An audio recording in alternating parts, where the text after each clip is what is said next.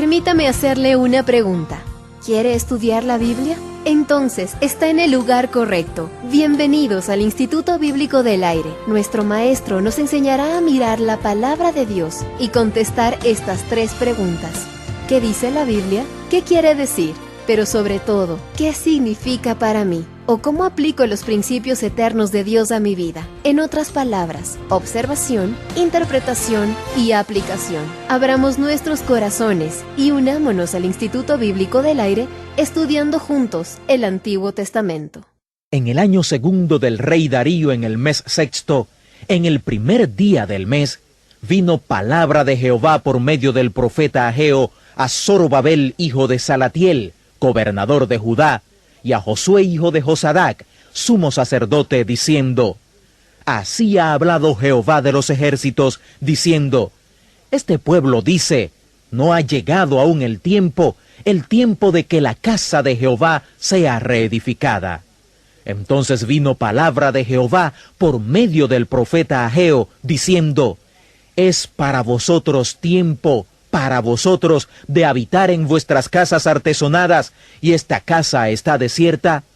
Pues así ha dicho Jehová de los ejércitos: Meditad bien sobre vuestros caminos.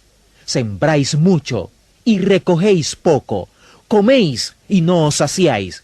Bebéis, y no quedáis satisfechos. Os vestís, y no os calentáis. Y el que trabaja a jornal, recibe su jornal en saco roto. Así ha dicho Jehová de los ejércitos: Meditad sobre vuestros caminos. Subid al monte y traed madera, y reedificad la casa, y pondré en ella mi voluntad, y seré glorificado, ha dicho Jehová. Buscáis mucho y halláis poco, y encerráis en casa, y yo lo disiparé en un soplo. ¿Por qué? Dice Jehová de los ejércitos: Por cuanto mi casa está desierta, y cada uno de vosotros corre a su propia casa. Por eso detuvo de los cielos sobre vosotros la lluvia, y la tierra detuvo sus frutos. Y llamé la sequía sobre esta tierra, y sobre los montes, sobre el trigo, sobre el vino, sobre el aceite, sobre todo lo que la tierra produce, sobre los hombres y sobre las bestias, y sobre todo trabajo de manos. Así comienza la predicación de Ageo. Y al llegar al profeta Ageo y a los 2 profetas que le siguen, Zacarías y Malaquías, tenemos un nuevo marco histórico, y es muy importante mantener una perspectiva histórica al estudiar a estos profetas. Estos 3 profetas, Ageo, Zacarías y Malaquías, se conocen como los profetas post-exílicos, porque actuaron después del exilio del pueblo de Dios en Babilonia. Hemos visto una y otra vez que el cautiverio babilónico, el exilio del pueblo de Dios en Babilonia, es un hecho histórico muy importante en los libros proféticos del Antiguo Testamento. Los profetas se ubican como preexílicos, en el exilio y postexílicos. Casi todos los profetas que hemos estudiado hasta ahora han sido preexílicos. Algunos de ellos estuvieron en el exilio, pero estos últimos 3 están ubicados después del exilio del pueblo de Dios en Babilonia. Esto significa, por supuesto, que están asociados con el regreso del pueblo de Dios desde Babilonia. Y cuando estudiamos los libros históricos, vimos que el exilio hacia Babilonia no fue solo una deportación. Jerusalén realmente cayó 3 veces y hubieron muchas deportaciones de personas a Babilonia, no solo una. Lo mismo es cierto sobre el regreso del exilio babilónico. Cuando estudiamos los libros históricos de Esdras y Nehemías, vimos que no hubo un solo regreso de Babilonia, sino que hubieron 3 regresos distintos. La primera vez fue bajo el gobernador Zorobabel y Josué el sumo sacerdote, y el propósito de ese primer regreso era reconstruir el templo de Dios. Cuando la ciudad de Babilonia cayó por fin, hubo un gran milagro para el pueblo de Dios.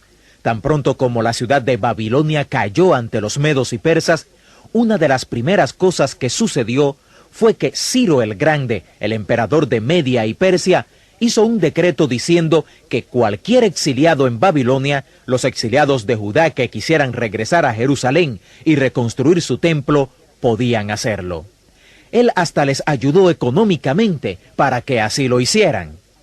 Cuando esto fue anunciado, esto lo aprendimos cuando estudiamos la literatura histórica y especialmente cuando llegamos a Esdras, todo el pueblo no decidió regresar, sino cerca de 50,000 personas regresaron y el propósito del primer regreso bajo el gobernador Zorobabel y Josué el sumo sacerdote fue reconstruir el templo porque se les había dado permiso para hacerlo.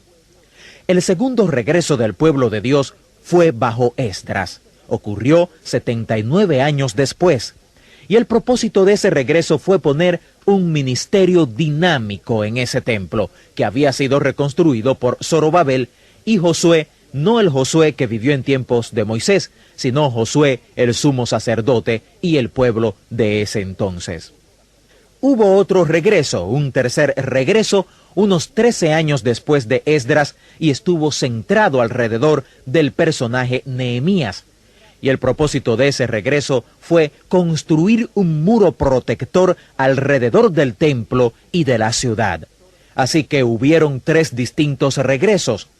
Los profetas Ageo y Zacarías tuvieron que ver con el primer regreso, el regreso que hubo bajo el gobernador Zorobabel y Josué el sumo sacerdote. Ambos tuvieron como objetivo de su predicación y ministerio profético la reconstrucción del templo.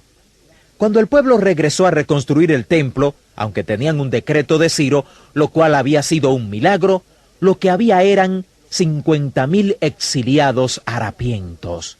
Cuando fueron conquistados por Babilonia, recuerda, era un ejército de aproximadamente 600,000 hombres y una nación de cerca de 2 millones de personas.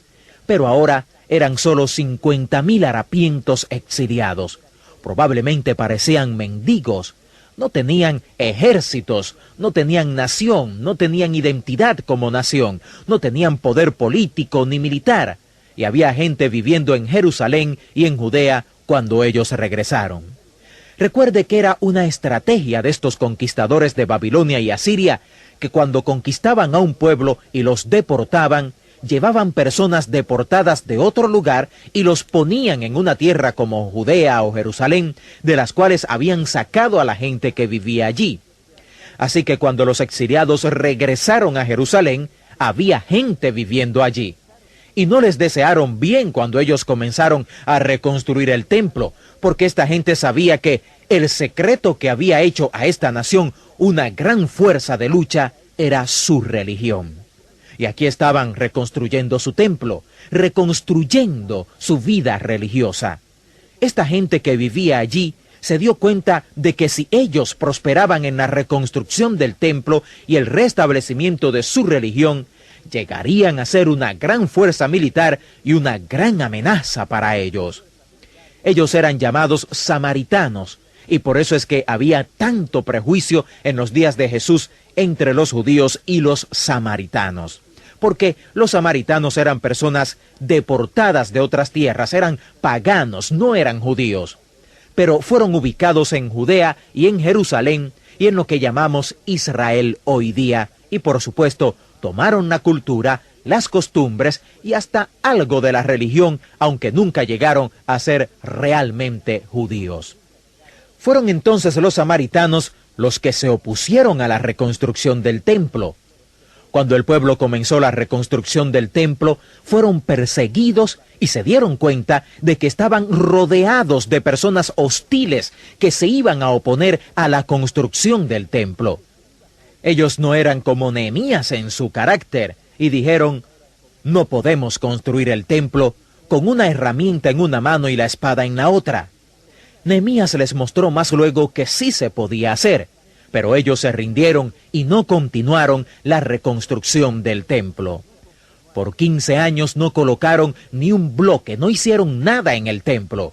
Pero mientras no estaban trabajando en el templo de Dios, se ocuparon en la construcción de sus propias casas, así que construyeron estas casas de paneles con techos, casas muy bonitas, mientras la casa de Dios todavía estaba a medio hacer, y esa era su misión. Ese había sido el propósito de su regreso.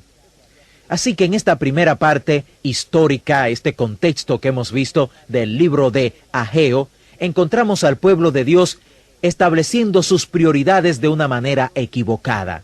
Ellos están diciendo nuestras casas, nuestros bienes, nuestras personas primero. No estamos dispuestos a arriesgarnos por las cosas de Dios. Y esto tiene un mensaje muy especial para nosotros en el tiempo en que estamos viviendo. ¿No estamos arriesgando nada por Dios? Realmente, ¿puede usted pensar, mi querido hermano, cuánto ha arriesgado Dios o cuánto ha dado Dios por nosotros, inclusive a su Hijo Jesucristo, para morir por nuestros pecados? Hay una canción muy popular que hace una pregunta y dice, ¿qué has dado tú por mí, si todo yo lo di por ti? Y este es el tema del libro de Ageo. Si Dios nos ha dado tanto, ¿cuánto estamos dando nosotros para Él?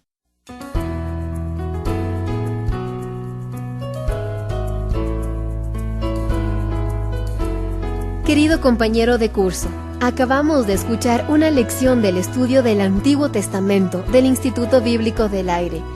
Este estudio es especialmente para usted, que quiere estudiar la palabra de Dios. Por favor, planifique unirse a nosotros la próxima vez e invite a alguna persona a unirse a usted mientras aprendemos juntos en el Instituto Bíblico del Aire. Puede visitarnos en nuestro sitio web para escuchar, grabar o descargar esta y muchas otras lecciones. Búsquenos ahora en www.institutobiblicodelaire.com. Que Dios, nuestro Padre Celestial que nos amó, lo bendiga y lo guarde firmemente en sus manos amorosas. Que le dé aliento, le dé un espíritu de unidad para que con un corazón y una voz pueda glorificar a nuestro Señor Jesucristo, ahora y siempre.